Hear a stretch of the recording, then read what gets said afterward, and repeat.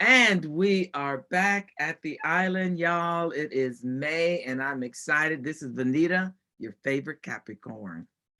Cheryl T's in the house. And this is BJ, your Virgo, always ready. Yes, you are always ready. So I hope everybody's doing well. We are not going to waste a lot of time because we have a very special, important guest today. And we want to spend as much time and absorb as much information as we can with our special guest. And you know what? She knows Cheryl better than she knows me. So I'm going to let Cheryl introduce her. All right. I would love to be able to introduce our next guest. As you all know, to our listeners, May is the month of mental health awareness. And that is such a near and dear topic to my heart that I've asked this wonderful lady to come on and have conversation with us about mental health. But first, before I give you her name, I want to introduce her. Our guest is the NAMI San Antonio Director of Education and Outreach and the Cohort Developer Coordinator for NAMI Bridges to Care San Antonio. In her roles and responsibilities, she oversees and implements our community mental health education programs, as well as connects family, communities, and organizations with mental health trainings that support them with creating mental health initiatives with their communities. As a social worker, she is a social worker, yes. She has served as an advocate in Child Protective Service, Homeless Services, and at Haven for Hope of Bexar County, as a trauma-informed educator and clinical therapist with individuals living in the terminal health conditions. She has served as a consultant and service provider and organization with emphasis on understanding trauma and how it can impact one's daily life. She supports organizations with identifying manageable self-care practices to incorporate within the workday in efforts to improve and developing healthier workplace culture. This is a big one, you guys. Not only did she graduate from Stephen F. Austin University, she received her bachelor's degree in social work and received her graduate degree from Smith College School of Social Work. But the biggest thing is, Donna resides here in San Antonio with a husband, and she has 11 children. Woo! 11. Yes, 11 children, 3 dogs, and a rabbit. I know I said a lot and it was a mouthful. I want to make sure that our listeners understood who we had on our podcast today. And I would like to welcome to the island, Donna Costa. Welcome. Thank you. Donna. Thank you so much. We're glad to have you. Thank you. It's an honor to be here with you ladies. Awesome, awesome. And I know I mentioned on several different things that you do. The one that I really want you to dig down deep in is NAMI and Bridges to Care. Can you help us understand those two organizations and how they benefit their communities? Yes. So NAMI is the National Alliance on Mental Illness. And while we have mental illness in the title, we're all about mental wellness.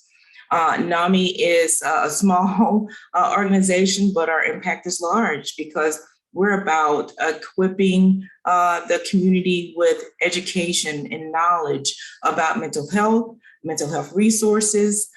We do education classes and support groups. So say if you're someone who has a diagnosis and you want to know more about how to navigate this thing called life with a diagnosis, we have classes and we have support groups.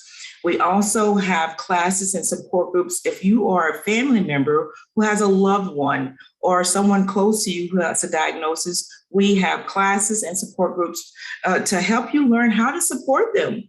How to not trigger your loved one, how to not be triggered yourself by them, and actually form community with people who may know what you're going through. So NAMI does classes, support groups. We go out to schools and do presentations to middle school and high school youth because we're wanting to increase the awareness. Knowledge is power in this regard, because when you don't know that there are resources out there and that you can actually talk to someone and it's not a source of weakness, you're going to reach out. And so also our Bridges to Care program is in our way, was, hey, we need to bring this to the community on the ground level, where the communities who most often have been denied access, because of historical reasons, now are saying, we want to heal. We want to live life worth living. And so we go to faith communities primarily and train wellness champions. And a wellness champion is someone who has raised their hand and says, I want to be a support. I want to be a resource to someone who may be struggling with their mental health. And so we have this training program that teaches you how to be much more aware about mental health and mental health resourcing. One of our trainings in particular, I get the most feedback of what is our suicide prevention training. Yes. I tell folks, it's a training that helps you navigate a conversation that is an already scary conversation. To have someone come to you that they tell you that they want to hurt themselves, kill themselves, that's scary. And I say, this training doesn't make it less scary. This training just equips you with information and gives you knowledge on how to get through that conversation and get them connected to someone who can actually be a support to them. Because we're not trying to, train clinicians, because there's clinicians out there to get paid to do this work. We're trying to equip people with just information. Because if I know that there's help out there and someone comes to me and they say they're struggling, I'm going to turn around and say, I just found out about this resource. Can I share it with you? Or I'll go with you. It took a wellness champion for me years ago, and I didn't know what a wellness champion was. Now in my 20s, I went through my own kind of personal, heavy, low place. And if not for this person in my life, I wouldn't be standing in front of you. I wouldn't be here on the faces of this earth. So it takes community for healing to happen. And so, especially in the African-American community, because, we didn't talk about mental health. No, everybody was like, what's done in this house, stay in this house, what's in your head, stay in your head out. You too young to be talking grown folks, That's it. Yeah. So I'm so glad that you are bringing those things to light, because that's the real issue. We want to make sure that there is awareness out there. Yeah. First, before I ask you this next question, I just want to compliment on you for having 11 kids. You look marvelous. Thank you. Her skin, just a smile. She's just glowing. She looks absolutely wonderful to have 11 children. Well, and let me interject something right quick. Yeah, let me interject something right quick. I will admit to you, Donna, and I don't think I admitted this to Cheryl, but when she first approached me about being a wellness champion, I was like, okay, well, so what does that entail? And when she started explaining it to me, inside my stomach was churning. Because it's a big responsibility. It is. When someone comes to you and you lead them and guide them in the right direction, and you never want to not do that and not help someone. So I was completely nervous and scared. But now that I've gotten into it, I'm not going to say I'm still not scared, because that's a good thing. That means you want to do right by a person. Yeah. But I do have the tools to be able to guide someone and lead someone. So, I like you said, you didn't know what this wellness champion, I didn't either. Well, thank you for sharing that, because you know what, it speaks to what it's like for most folks. Mm-hmm. When mental health comes up, you kind of tighten, you kind of tense up just a bit. You know why? It's because what we saw, we got conditioned for that. We got conditioned to kind of get nervous because we didn't talk about it. Because, it was kind of that low kind of conversation that you kind of heard the older folks talking about, and, us kids will look at each other like, because we knew. Mm-hmm. But we're getting to this place to where this right here, what we're doing is called normalizing the conversation. The more we do it, the easier it becomes. It doesn't mean that it's going to be less complicated, but it becomes easier for folks to say, yes, I'm struggling. Yes, I'm not okay. And I'm scared to go and see a counselor because I don't know what that looks like. I've never gone through this before. You know what? Neither have I, but can I go with you? Is it okay if I go with you? You know, and through that, it becomes this community theme. It becomes this support that, hey, I see a counselor, or you know what? I've been in therapy before. I've went to a support group. And that is how people turn it around to the next person, can say, okay, they look like me. And because they look like me, I feel much more comfortable to go. So I need folks to see themselves when they go to a group. I want them to look inside their group and say, okay, I'm not the only one, you know, and feel much more comfort. So I'm excited by all of this. It's something, because a lot of times we as a people, we're very prideful type of people, and it's very hard for us to be transparent. So I'm being transparent on this podcast today. The same day I took that suicide prevention class, I had a member of my family to attempt suicide, and thank God it was not successful. But all the different things that led up to that suicide attempt, I heard about in the class. But the person was not physically around me, so I couldn't actually engage to figure out what to do, because I didn't see the actual symptoms. They don't live in the same location with me, so I didn't know it was actually transpiring. But at any rate, praise God that it was not successful. But the different things that the person did leading up to that, I found out after the fact. They spoke to me and told me all the different things leading up to that. It aligned so well with the suicide prevention class that I took. So I would say to anyone, if you are going through that, it is a number. Is it 1-800-HELP-TALK or TALK? Please pick up the phone and call, because there's somebody there that's on the other end of that. And many times I have heard that when people do commit suicide and they will attempt suicide and they come out of it, or they're in a hospital, they are so glad that the attempt did not work. Yeah. It's just a brief moment, but you need help in that brief moment. Absolutely. Because really, it's just, I just want this pain that I'm feeling to stop, to end. That's really what it's about.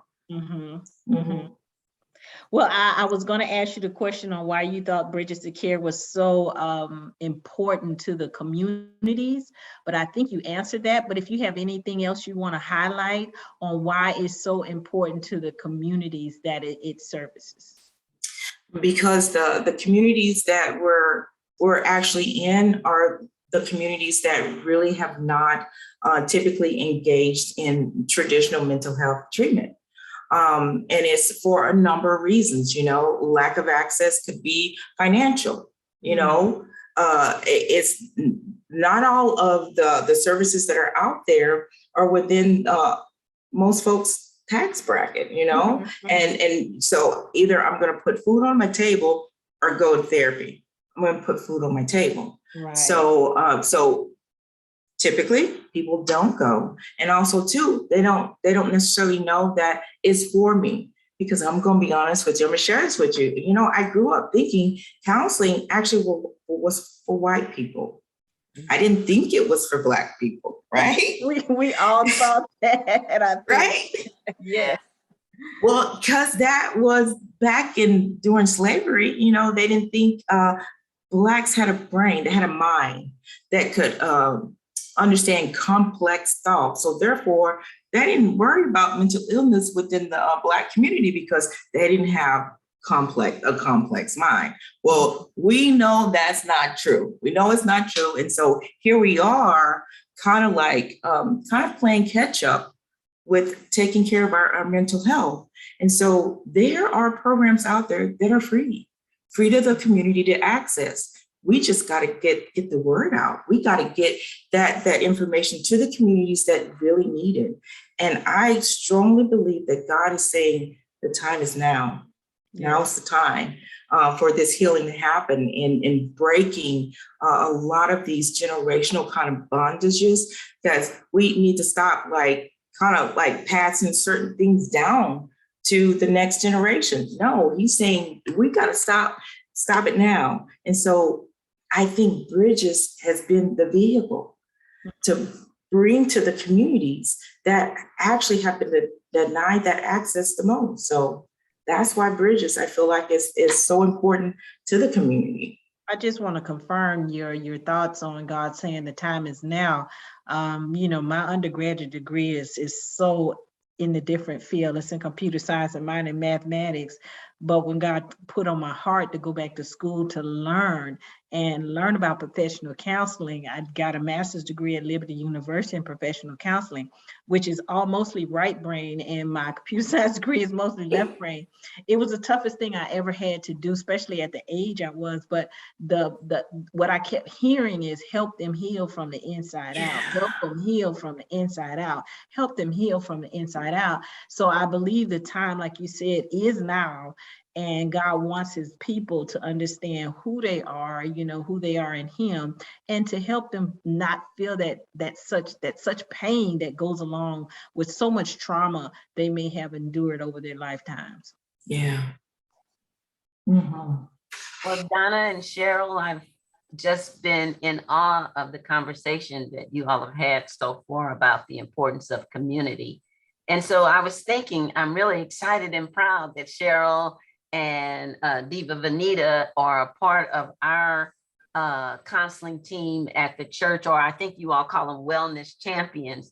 So I know that our church is listed as a supporter of the behavioral health congregation via Bridges to Care. Mm-hmm. And I know that we have this counseling team, but what can other congregations do to become a part of that program and be a part of the community that helps? Yeah, all they need to do is just reach out, and as soon as you reach out, I will come out to you and talk to you about Bridges to Care and why it would be a benefit. And I like to let congregations know it's like starter dough. We give you the starter dough, and then you take that dough and make the recipe your own, add ingredients, and really build it up to what you want it to be. So if you only have the capacity to do like a little kiosk, like when people come in and you put flyers, a newsletter that has some mental health awareness, that's doing your part. You're creating that awareness. You're creating that vehicle to educate the community. Or if you, like some congregations have done, they started doing like a monthly mental health day, mental health evening, mental health Monday, or one cohort in particular is doing trauma talks. So every Monday there's a topic brought by a presenter, an expert in that area, to talk about the impact of trauma, self-care practices, how to take care of yourself. So it doesn't have to be here, but the sky is the limit. It's what you within your faith community see the needs are. And the conversation just starts with mental health, because it doesn't stop there. If you notice that within your congregation, homelessness is an issue, or other things are an issue, that's just the start, and then you can just do exactly what you feel like is most beneficial to your congregation and to your community. So reaching out is just a start. I come out and I say, use me in whatever capacity that you feel like is needed to kind of like get it going. Because I think all it takes is for you to just start the conversation. People want to have the conversation. Yes. They doesn't want to start. You start the conversation, they're gonna go with it. Right. I know before the broadcast is over, we'll have a number that folks can call or churches can call, so that they could call you if they want to start a group of wellness champions or counselors. And so I'm excited about that, because I know our group has started and they've announced it in the church. And so I'm going to be some sort of support system for them, because I haven't had the training, but I know there's something I can do. If it's nothing but pass out flyers, There you go. I'm glad you said that because we're going to be doing something this Sunday. I might be grabbing you to help me hand out some sure, I'd be flyers. happy to. Well, But to your point, Donna, our congregation realized we needed grief assistance because we had a lot of people to pass away during the COVID time. And our pastor was constantly, conducting funeral services. And it wasn't necessarily COVID related, but, we had a lot of death to transition in our church in the last 2 years. Yeah. So we did an actual grief counseling session every Wednesday night. We had grief counseling, and we had invited guest speakers to speak on behalf of grief and how to handle grief. And then, if they wanted to go deeper and further into it as individuals, we had resources that they can reach out to, including myself.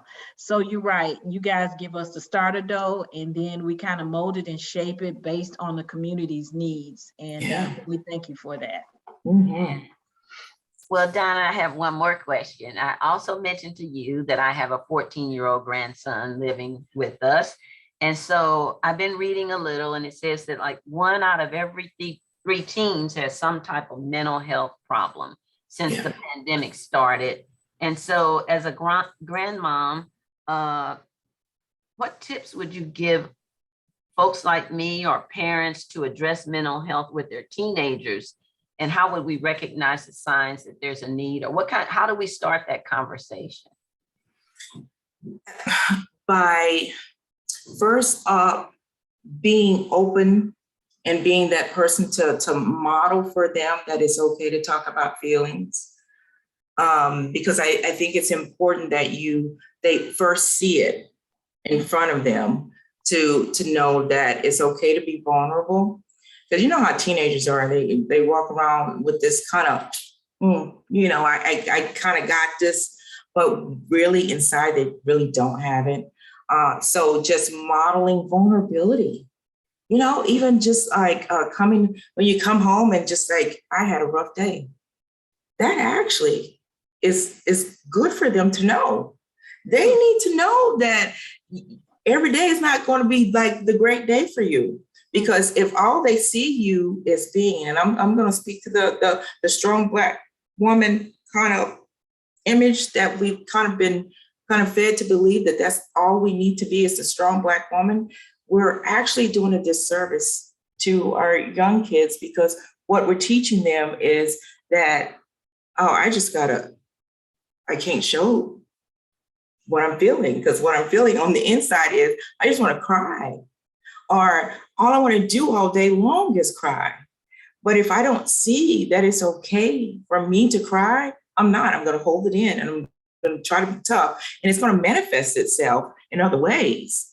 And so those other ways, sometimes is those ways that gets them in trouble. And so we'll focus on those behaviors because we need for those behaviors to stop, cutting, skipping school and, doing all other things that, we wouldn't want them to do. Typically, those are their ways of just dealing. I'm just trying to deal with life, and I'm trying to do it the best way I can, because I can't just come out and say, I feel bad. I feel depressed. I don't want to go to school. And you think that I just don't want to go to school because I just hate school. No, I don't even feel like getting out of bed. We as adults, we know what that feeling feels like. And it's okay to share that. So that way our youth knows that, oh, okay, you don't have great days sometimes too. So how do you handle it? So if you come home, Grandma, are you Grandma, Miss Beverly? Yeah, I am. So if you come home as Grandma and you just kind of say, I'm beat, I had a hard day today. And what did you do? What did you do to take care of yourself during the day? And let them hear what you did to take care of yourself during the day. Because guess what? Even though they may not be looking at you, they may be on this thing that's like glued to their hand. Oh, yes. They're paying attention. That cell phone is a constant. It's like it's glued to their body. Sometimes but they're paying attention. Listening to me. I'm like, are you listening to me? Listening more than what you think they're listening and paying attention, and you don't even know they're paying attention. So let them hear you say, you know what, I had to actually take 5. I almost cussed my boss out, and I had to like leave and go and do a walk. They need to hear that stuff, because if not, they just assume, okay, I just got to figure this out. And you know what, the brain is not fully developed. You don't want them to necessarily always just figure it out, because that figuring out sometimes can lead to them getting in trouble. But if they hear, oh, grandma gets pissed off too during the day. Okay, this is what she does. Or, you know what, I have to go and talk to my friend. You know, they know Miss Cheryl. I had to call Miss Cheryl up, because if not, I was about to let her have it. They'll testify. And there's, right? I let them know so they can help me through the day. Yeah. But modeling for them. And then also letting them know, you know what? You have to let them know it is okay. You have to give them permission to know that it's okay to not be okay. That is such a profound point that you made, especially for moms that are out there now, even grandmothers right now, because we as African-American women, Black women, women of color, we are always told that we gotta be strong. For everybody else, yes, and we so don't want our kids to see us melt down, because you're trying to be strong for them, you know. Yeah. But at the same time, you're teaching them this facade that life is just perfect because mama got it going on all the time, which is not true. Yeah. So it's great that, you know, we can be a little bit more transparent with our children and grandchildren and be free enough to open our mouths and say, you know, I'm not doing very well today. No, I'm not happy right now. Something's going on in my world. That right there is just such a major point that we have not done in the Black community. We have made it so that everything is perfect all the time. Yeah. Unless it literally breaks down in front of them and they're like, woo, what just happened? Well, you know, it's so funny because I've been having these conversations with my mom, because all I saw, this woman and her level of sacrifice was like beyond. And so there were times when as a grown up, I thought, I'm such a failure. Because my mom was here to me, because I never saw her break, or what I thought break meant. I always saw her just on. And so we talked about that. And she even shared with me how there were so many times that she wanted to just be, but she felt like she couldn't. And she felt like she couldn't because she wasn't shown how. She wasn't shown how to just have her little moment and then get back up and keep going. She wasn't shown how to do it. And so what she just showed for us is just someone who got up at the crack of dawn and didn't go to sleep until, you know, everybody was in the bed and she was still up, you know, and didn't get but a few hours of sleep. That wasn't healthy. She's paying the price for it now. And so she tells me, no, you got to take time for you. And so I'm trying to learn how to take time for me. But my example was someone who didn't take time for herself. So I'm trying to figure it out. And she's trying to figure it out too for herself now. And I know that another point that I wanted to make is that a lot of times we as people, we don't really talk about our medical history going through our family and genealogy, because some of us only know back to grandma or great grandma, maybe, as far as our medical history. Don't even talk about mental history, because some mental illnesses are hereditary. And many times we don't even know that somebody in our bloodline had that mental illness until it shows up. And then doctors are asking you questions. Anybody in your family ever had this? And we're like, we don't know, because we didn't get that type of medical diagnosis back in the day. So it's so important that we understand our historical medical history, whether it's physical or mental. I agree. And on that note, we're going to take a quick break, but we will be right back with Miss Donna. And we are back at the island with Donna, who is giving us so much information, encouragement, and inspiring us to do the right things. So my question to you, Donna, is when you get a call or an email from someone saying that they are in crisis, do you ever question if they really are? I mean, are there like trigger words that you think, wait a minute, are there any such things or calls?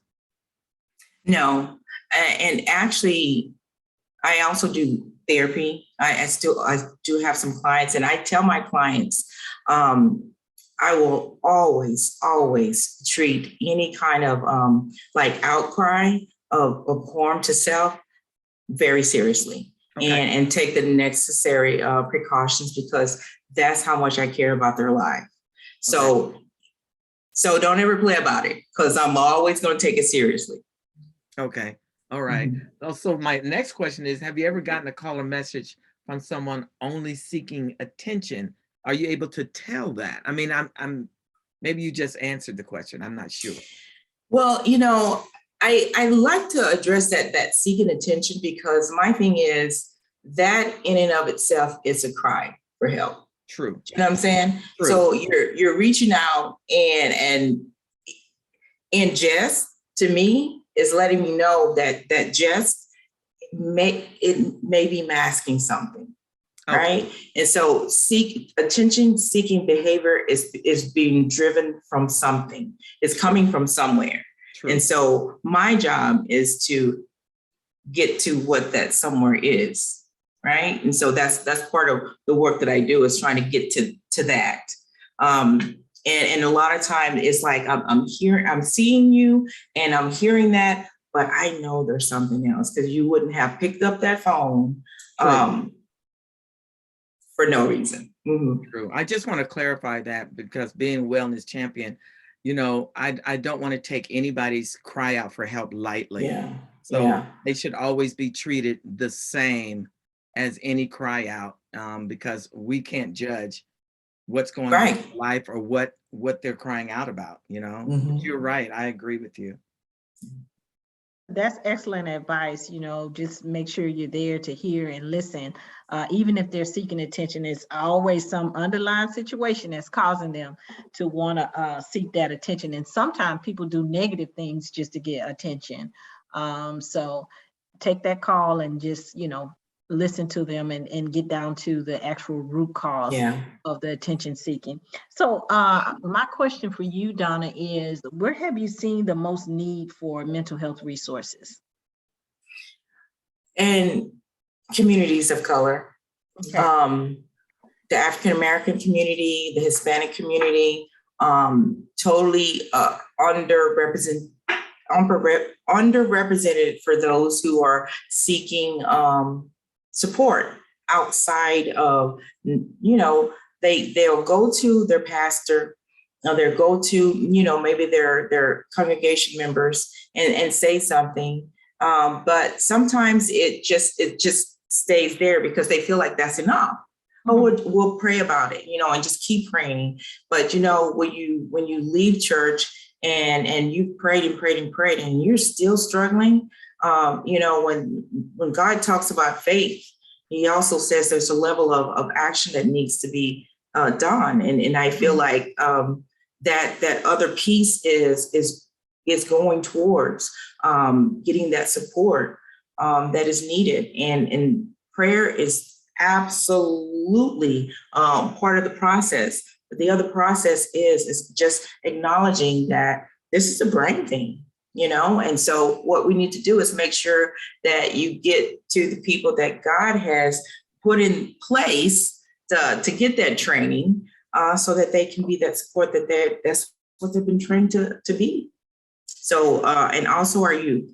And so if I say our youth, and primarily our youth of color, because again, we have not engaged in traditional counseling and not necessarily counseling, doesn't always have to be counseling, that support type kind of system, even in schools, because 9 times out of 10, your behaviors that typically gets seen, especially if you're a youth of color, you get in trouble.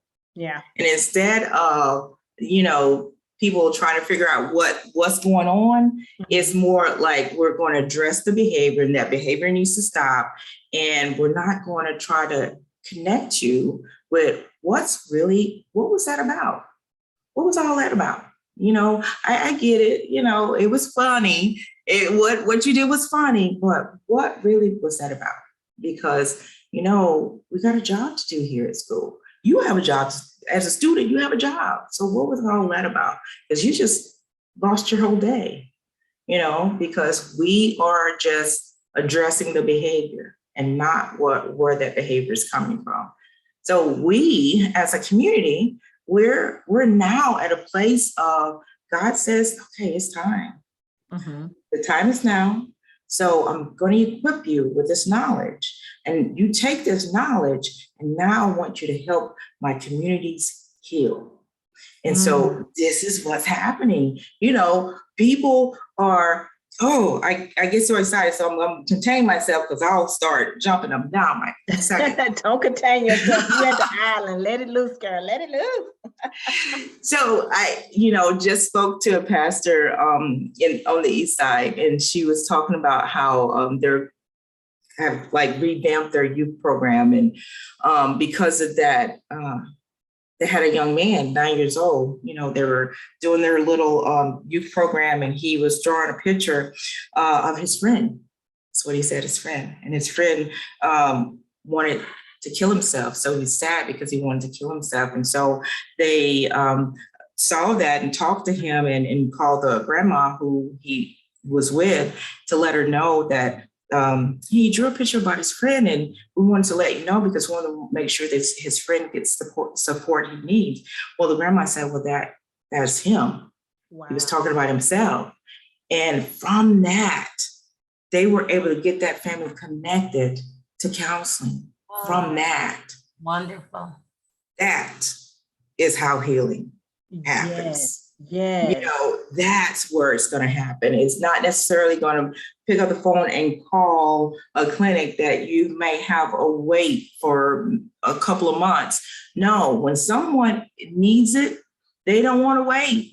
Yeah. And sometimes we don't want them to wait, because when they're ready, we need to get them connected with someone right then. And so that's why it's important that we help communities identify what's your mental health arsenal, what's within this area, what's right in here, so that way we can access readily and know how to get in, as opposed to picking up the phone and kind of get the runaround before you finally get connected to somebody, to be told, okay, we have an appointment, and that appointment is like 2 to 3 months out.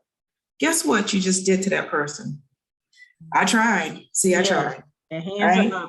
I had that same situation, and here I am. I'm a wellness champion at our congregation, and I'm a counselor where a young lady, her daughter, the father had committed suicide. And so the little girl is like 6 or 7 years old, and the mother's trying to get her into trauma type of counseling.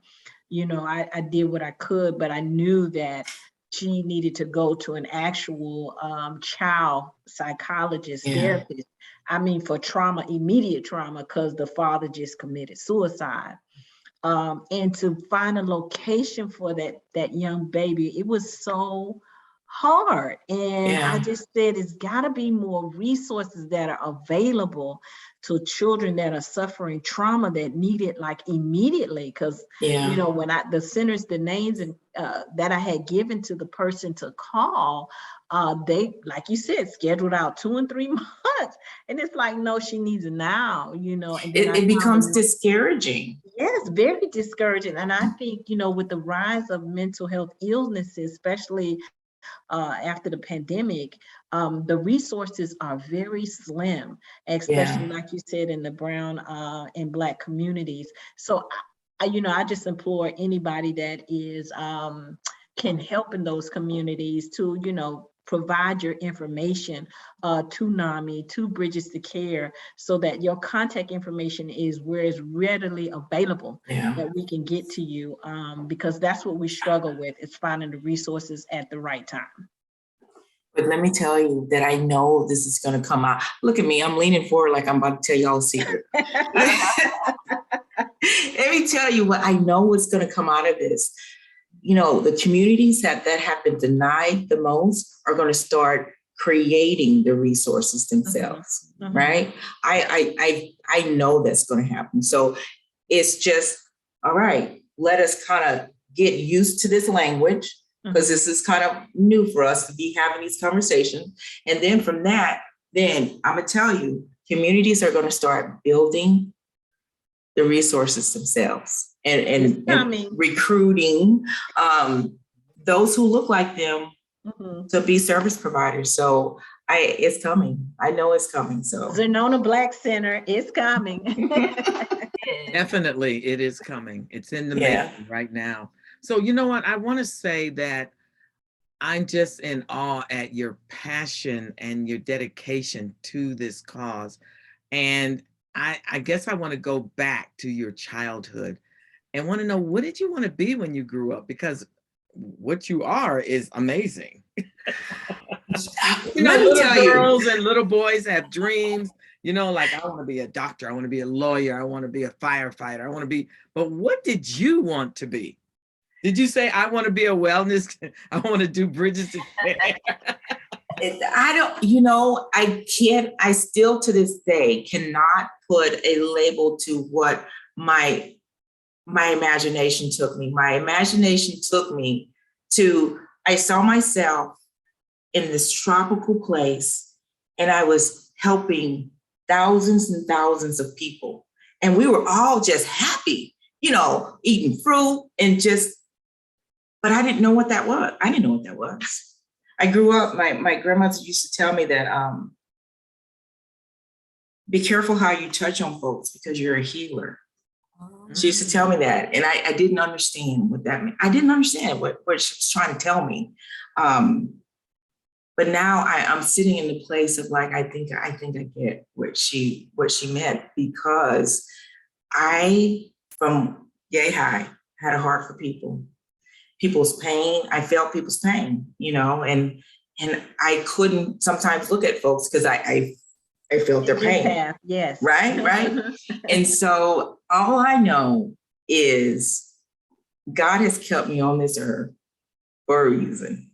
And so while I'm here, if I could help connect people with some level of living a free life, free from what the enemy has tried to convince us about ourselves, free from what society has tried to convince us about ourselves, even if it's just one person, that's it. That's it. That's awesome. Well, I consider you a blessing to this community and to this city, and I'm thanking God for you right now. Thank you. Thank you. Awesome. Don't ever be discouraged. Keep doing what you're doing. So can you let our listeners know how they can seek help? What numbers, what emails? Yes. Yes. So NAMI San Antonio, they can reach Bridges to Care, 210-242-1227 is my number. Our website is NAMI-SAT.org.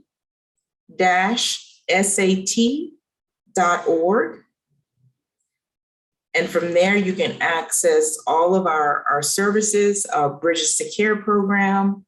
We also have a warm line. And I would tell you that, but for some reason, my brain said you're not going to remember it right now. But you can access that warm line number on our website as well. That's awesome.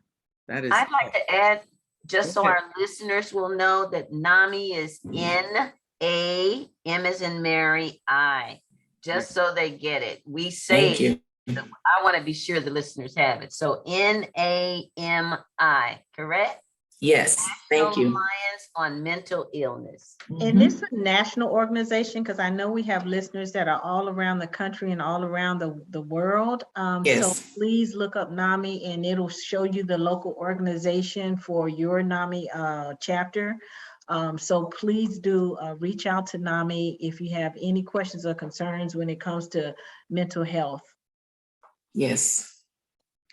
You know, I have so enjoyed having you as a guest today.